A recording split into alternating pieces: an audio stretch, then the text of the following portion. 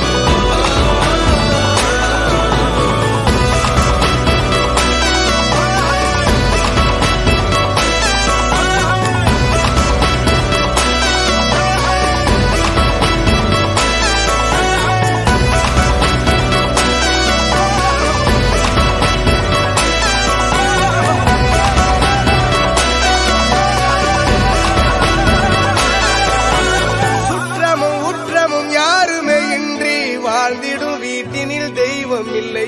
பாசங்கள் நேசங்கள் ஏதுமே இன்றி வாழ்ந்திடும் வாழ்க்கையோ வாழ்க்கை இல்லை பிரிந்தே நாம் வாழ்கின்ற